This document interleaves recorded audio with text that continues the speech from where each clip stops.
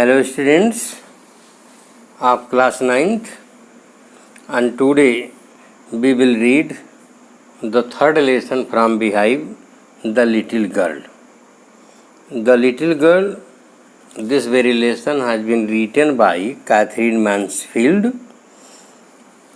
तो Catherine Mansfield इस lesson the little girl की लेखिका हैं, ये न्यूजीलैंड की हैं और उन्होंने छोटी छोटी कहानियाँ लिखी है। बहुत अच्छी कहानियाँ हैं। ये बहुत आधुनिक युग की बहुत ही प्रोमिनेंट राइटर हैं। इन्होंने जितनी भी शॉर्ट फिक्शंस लिखा है वो सब कैथरीन मैन्सफील्ड के नाम से ही लिखा है, यानी ये राइटर के रूप में कैथरीन मैन्सफील्ड के नाम से ही जानी जाती हैं। तो जो हम इस लेसन को पढ़ेंगे, लेसन का नाम है the little girl. The little girl यानी एक छोटी सी लड़की। तो इस लेसन को पढ़ने से पहले हम लोग बिफोर यू रीड, ये आप देखते हैं कि इस लेसन को पढ़ने से पहले आपको कुछ चीज़ें जानना है। तो लिखा है, do you feel you know your parents better now? क्या आप अनुभव करते हैं कि आप अपने माता पिता को अब अच्छे तरीके से जानते हैं than when you were much younger, जब तुम काफ़ी छोटे थे? जब तुम काफ़ी छोटे थे के बजाय क्या तुम अब अपने माता पिता को अच्छे से अनुभव करते हो? Perhaps you now understand the reasons for some of their actions that used to upset you earlier. शायद अब आप उन कारणों को समझ गए होंगे जिनके कारण आप पहले अपसेट हो जाते थे। यानी इट मीन्स शायद तुम अब उनके कारणों को समझ गए होंगे जो पहले उनके द्वारा किए गए कार्य तुम्हें अपसेट कर देते थे या तुम्हारा मूड ख़राब कर देते थे। यानी इसमें लेखक का यही कहना चाहती है कि जो पेरेंट्स होते हैं वह पेरेंट्स आपको जब आप छोटे होते हैं तो कुछ बातें कहते हैं, कुछ डांटते हैं, तो हो सकता है वह चीज़ें आपको अपसेट कर देती हों, लेकिन जब आप बड़े होंगे तब आप सोचेंगे कि उनका डांटना या उनकी बातें या उनके कुछ कार्य आपके लिए फ़ायदेमंद थे। This story about a little girl whose feelings for her father change from fear to understanding will probably find an echo in every home. इसलिए इस स्टोरी में एक छोटी सी गर्ल है जिसकी भावनाएं उसके पिता के लिए चेंज हो गई हैं, क्योंकि फार फियर टू अंडरस्टैंडिंग, पहले वो फियर करती थी यानी डरती थी और वो बदल करके अंडरस्टैंडिंग समझ में हो गई है। और संभवतः इसी तरह की जो इको है, इसी तरह की जो ध्वनि है वह हर घर में पाई जाती है। तो ये रहा आपका लेसन की स्टार्टिंग से पहले का। अब आइए लेसन को स्टार्ट करते हैं।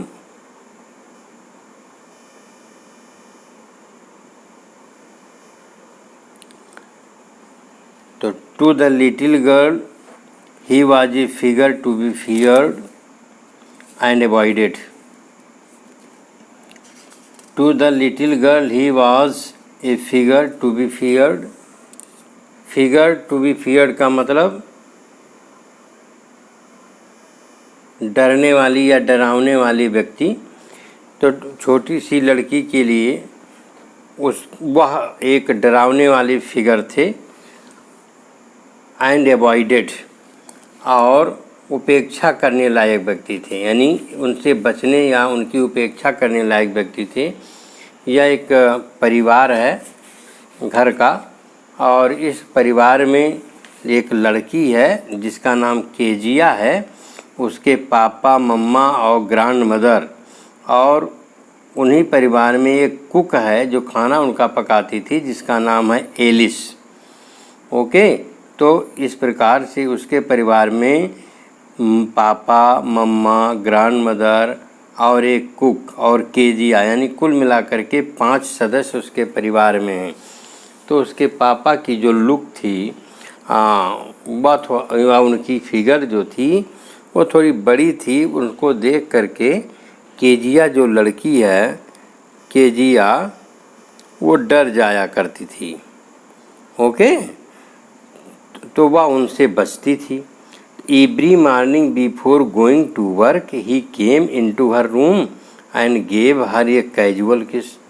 पता नहीं, प्रत्येक सुबह जब काम को जाने से पहले वह उसके कमरे में आते थे और उसको अपना कैजुअल किस देते थे, यानी अकस्मात अचानक किस करते थे उस बिटिया को, जिसका नाम है Kezia. To which she responded with the goodbye father, और उसको वो अपने रिस्पांस करती थी, जवाब देती थी गुड बाई कह करके। पापा गुड बाई कहती थी या फादर गुड बाई कहती थी। And oh there was a glad sense of relief when she heard the noise of carriage growing fainter and fainter down the long road. और वह बहुत ग्लैड हो जाती थी, खुशी का अनुभव करती थी जब वह यह सुनती थी कि जो गाड़ी है उसकी आवाज़ धूमिल यानी फेंटर माने धीमी और अधिक धीमी होती जा रही है आगे सड़क पर। यानी जैसे पिताजी आगे जाते थे गाड़ी से और उनकी आवाज़ कम हो जाती थी, वैसे ही केजिया खुश हो जाती थी, कुछ रिलीफ महसूस करती थी कि पापा चले गए, अब डरने की कोई बात नहीं है। Okay,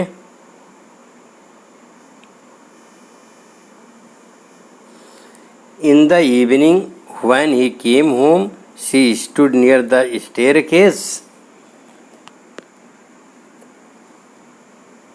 and heard his loud voice in the hall, "Bring my tea into the drawing room."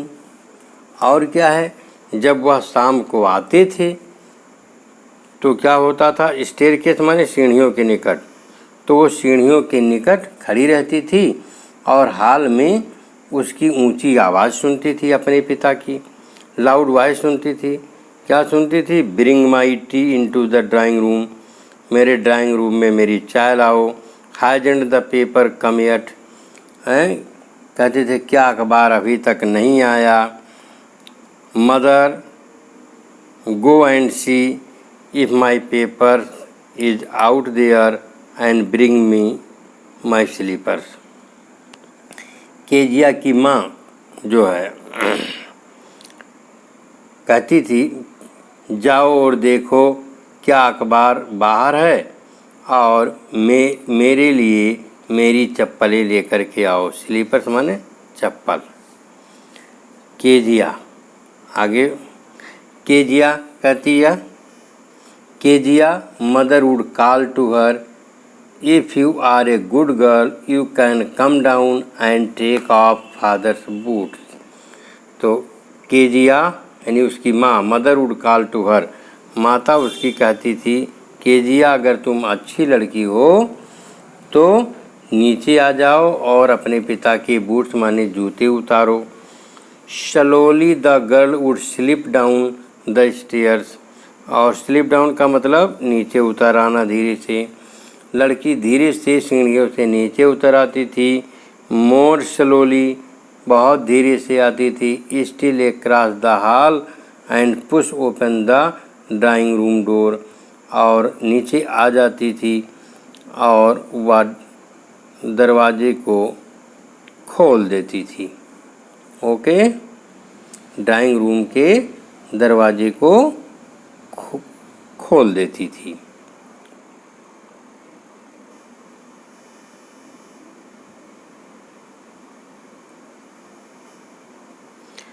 By that time he had his spectacles. By that time he had his spectacles on and looked at her over them in a way that was terrifying to the little girl. और उस समय वह अपने चश्मे अपना चश्मा लगा लेते और उस चश्मे से इस वे माने ढंग से देखते थे कि वो लड़की थोड़ा टेरिफाइंग हो जाती थी। टेरिफाइंग का मतलब फ्राइटनिंग हो जाती थी, डर जाती थी। Well Kezia, hurry up and pull off these boots and take them outside. Have you been a good girl today? Okay. फिर क्या होता था, कहते थे अच्छा केजिया, हरी अप माने जल्दी करो, केजिया जल्दी करो और इन बूटों को उतार दो, बूट माने जूता, उतार दो, इन्हें बाहर ले जाओ। Okay. Have you been a good girl today? क्या तुम आज एक अच्छी लड़की की भांत रही हो? ओके। फिर कहती थी वो लड़की, I do not know father. कहती है पापा पापा मुझे मालूम नहीं है। नेक्स्ट,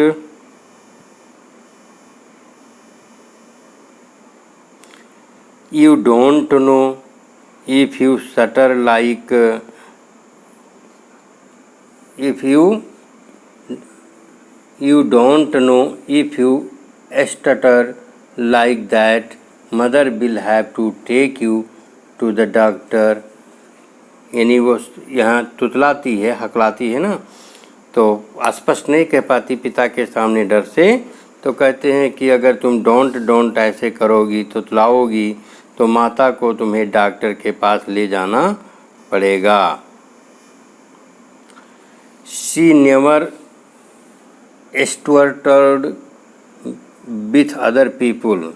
वह लड़की, यहाँ स्टटर्ड का मतलब होता है स्टटर्ड का मतलब होता है स्टैमर्ड, माने हकलाना या तुतलाना। वह किसी दूसरे के सामने नहीं हकलाती थी या तुतलाती थी। Had quite given it up.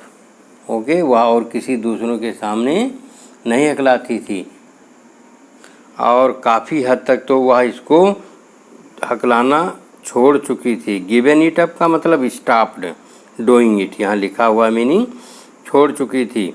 But only with father, केवल पिता के सामने ही हकलाती थी। क्यों? Because then she was trying so hard to say the words properly.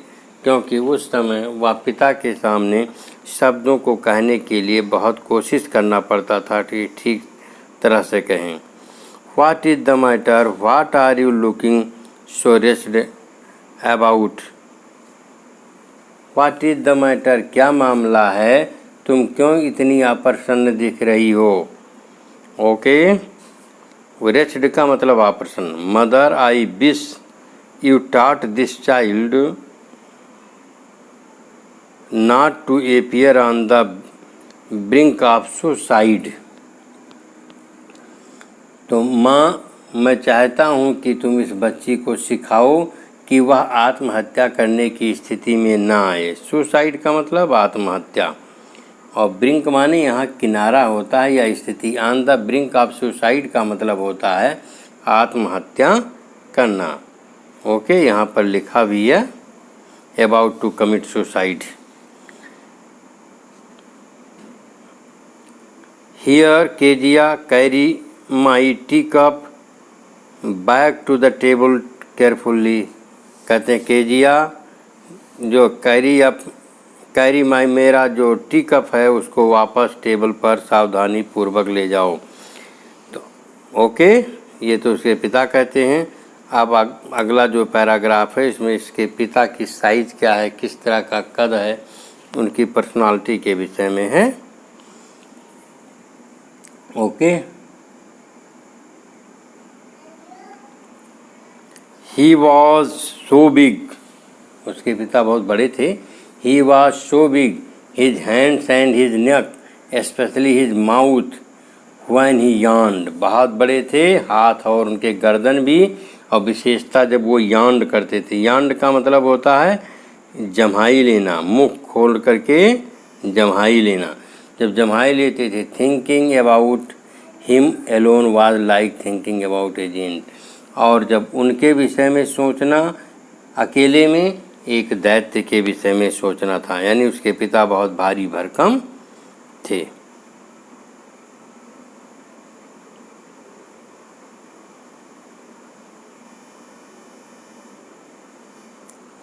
On Sunday afternoon grandmother sent her down to the drawing room to have a nice talk with father and mother. Okay यानी अगले Sunday के दोपहर के बाद में उसकी दादी माँ ने भेजा नीचे ड्राइंग रूम में कि जाओ और वहाँ पर अपनी मम्मी और पापा से बात करो। फिर क्या होता है, but the little girl always found mother reading and father stressed out on the sofa. लेकिन जब लड़की आती थी तो पाती थी कि उसकी माता हमेशा पढ़ती रहती हैं और पिता हमेशा सोफ़ा पर स्ट्रेच रहते हैं। स्ट्रेच का मतलब पैर फैलाए पड़े रहते हैं, लेटे रहते हैं उस पर।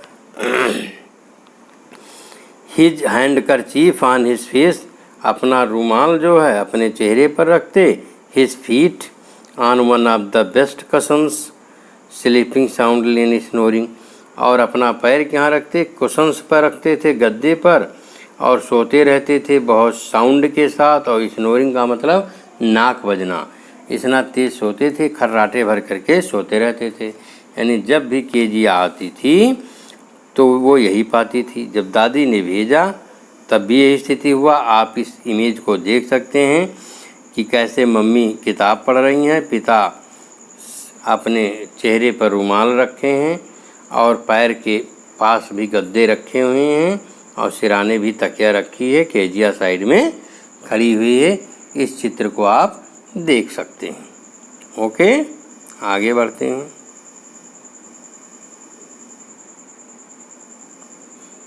She sat on a stool, gravely watched him until he woke and stretched and asked the time, then looked at her.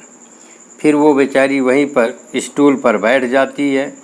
Gravely मतलब होता है बड़ी गंभीरता के साथ में देखती है उनको, और तब तक देखती रहती है जब तक वो जाग नहीं जाते और फिर अपना हाथ पैर नहीं फैलाते और आस्क्ड द टाइम ऑफ, समय पूछते और तब वह उसकी तरफ देखते थे। देन लुक्ड एट हर, फिर उसकी ओर देखते थे। Don't stare so Kezia, you look like a little brown owl. Okay, क्या कहा उसके पिता ने कि इस प्रकार मत स्टेयर करो। स्टेयर माने बच्चों घूरना। केजिया इस प्रकार मत घूरो, तुम तो एक नन्हे भूरे उल्लू जैसी दिखती हो। ब्राउन आउल माने उल्लू की तरह दिखती हो।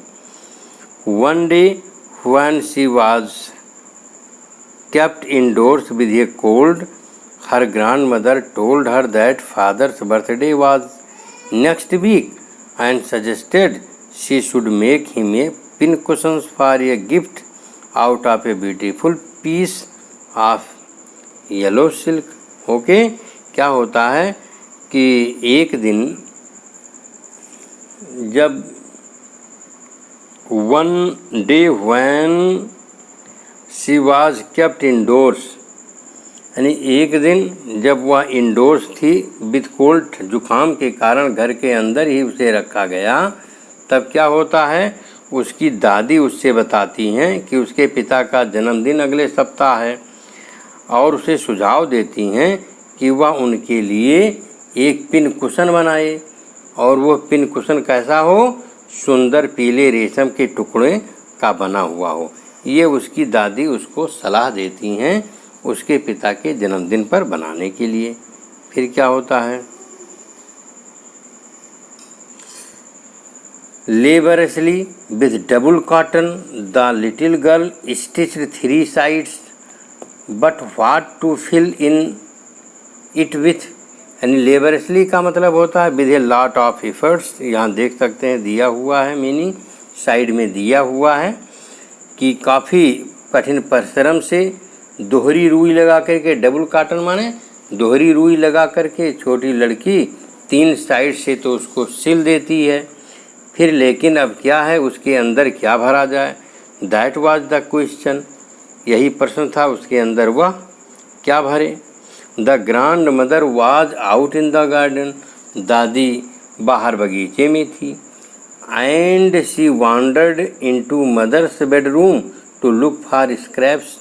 और वो अपनी माता के कमरे में गई। वांडर में इनटू मतलब गई, घूमी, किस लिए? For scraps. स्क्रैप्स मतलब छोटे छोटे पीसेज, यहाँ साइड में लिखा हुआ है मीनिंग। छोटे छोटे टुकड़ों की तलाश में गई। On the bed table she discovered a great many sheets of fine papers, gathered with them, tore them into tiny pieces and stuffed her case, then sewed up the fourth side. Okay, फिर क्या होता है?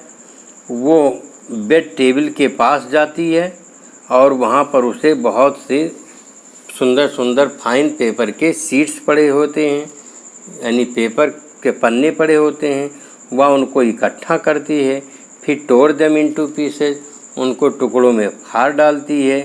And stuffed her case, और अपना case जो बनाई थी, जिसमें पिन कुशन उसको बनाना था, जिसको आप गलब कह सकते हैं उसका, वो उसमें उसको भर दिया पूरा कागज़ को फाड़ करके। इसके बाद then sewed up the fourth side, फिर चारों तरफ से उसको सिल दिया।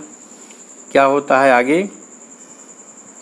That night there was a hue and cry in the house, यानी जन्मदिन था ही, तो ह्यू एंड क्राई का मतलब बच्चों एंग्री, प्रोटेस्ट या खूब कोलाहल आप कह लें, आवाज़ थी। That night there was hue and cry in the house, घर में बहुत ही कोलाहल थी उस रात को, शोर शराबा। ह्यू एंड क्राई का मतलब शोर शराबा था। Father's great speech for the port authority had been lost. अब क्या था? पिता को जो है पोर्ट अथॉरिटी के लिए भाषण इन्होंने बढ़िया बना के रखा था, वो गायब हो गया था। रूम्स वर सर्च, हर कमरे में सर्च किया गया। सर्वेंट से भी क्वेश्चन किया गया, पूछा गया। Finally mother came into Keziah's room, अंत में माता केजिया के रूप में आई। और फिर क्या कहती हैं? Kezia, I suppose you didn't see some papers on a table in your room. उससे पूछती हैं, कहती हैं केजिया, मेरे विचार में तुमने हमारे कमरे में मेज़ पर कुछ कागज़ तो नहीं देखे? Kezia, I suppose you didn't see some papers on a table in our room. वही कहती हैं, केजिया बताओ, क्या तुम हमारे कमरे में मेज़ पर कुछ कागज़ तो नहीं देखे हो? फिर क्या होता है? वो क्या कहती है? वो yes she said I tore them up for my surprise. कहाँ देखा है, मैंने उनको फाड़ भी डाला अपनी सरप्राइज के लिए। वाट स्क्रीन मदर, माता चिल्लाई। Come straight down to the dining room this instant. कह रहे हैं कि बिल्कुल तेज से चिल्लाई, सीधे डाइनिंग रूम में नीचे इसी क्षण चली आओ।